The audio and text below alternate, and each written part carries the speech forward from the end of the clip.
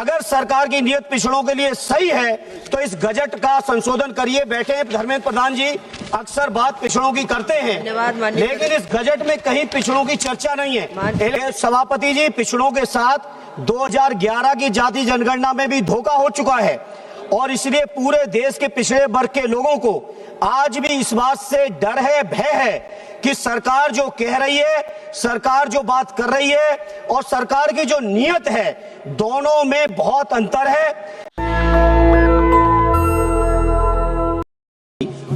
माननीय सभापति जी, आज के इस मौके पर सबसे पहले डॉक्टर राम मनोहर लोहिया जी, सरदार भगत सिंह जी, राजगुरु गुरुदेव जी को, सबको मैं श्रद्धांजलि अर्पित करता हूं। जहां श्रद्धांजलि है, जयंती भी है। माननीय अध्यक्ष जी, लोहिया जी ने कहा था कि सन सोपा ने बांधी गांठ पिछड़े पावे 100 में 60, और इसी मांग को लेकर माननीय अध्यक्ष जी, श्रद्धेय नेताजी सहित सभी समाजवादी लगातार जाति जनगणना की मांग करते रहे। अभी 30 अप्रैल 2025 को भारत सरकार की कैबिनेट ने फैसला तो लिया कि जाति जनगणना कराएंगे। उस फैसले का मैं समझता हूं सभी देशवासियों ने स्वागत किया और पहली बार ऐसा मौका आया कि लगा कि कहे शायद पिछड़ों के लिए कुछ भाजपा के लोग भी सोच रहे हैं।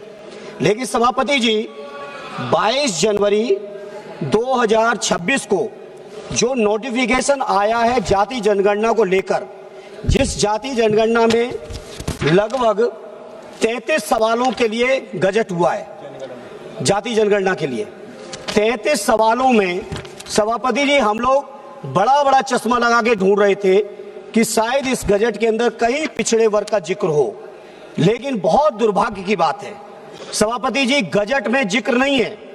भाषण और बयान लगातार सरकार दे रही कि जाति जनगणना होगी। सभापति जी, पिछड़ों के साथ 2011 की जाति जनगणना में भी धोखा हो चुका है और इसलिए पूरे देश के पिछड़े वर्ग के लोगों को आज भी इस बात से डर है, भय है कि सरकार जो कह रही है, सरकार जो बात कर रही है और सरकार की जो नीयत है, दोनों में बहुत अंतर है।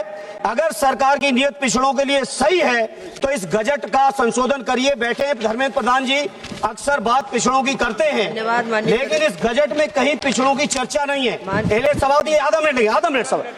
पूरे देश का पिछड़ा वर्ग वर्तमान भारतीय जनता पार्टी की सरकार की गलत नीतियां, पिछड़े विरोधी नीतियों के कारण इस बात से पूरा भयभीत और सशंकित है कि जनगणना में भी पिछड़ों के साथ कहीं ना कहीं अन्याय होगा। इसलिए सभापति, अन्याय न हो, सरकार स्पष्टीकरण दे, शुद्धिकरण दे और नया गजट जारी करके पिछड़ों को जोड़े, ये हमारी आपसे प्रार्थना है। नेशनल दस्तक की आपसे गुजारिश है कि अगर इसको बचाना चाहते हैं तो नेशनल दस्तक को सब्सक्राइब करने के लिए रेड कलर के सब्सक्राइब बटन को दबाएं, फिर बेल आइकन की घंटी दबाएं। नेशनल दस्तक को बचाने के लिए बहुत जरूरी है कि हर खबर को शेयर करें, लाइक करें, कमेंट जरूर करें।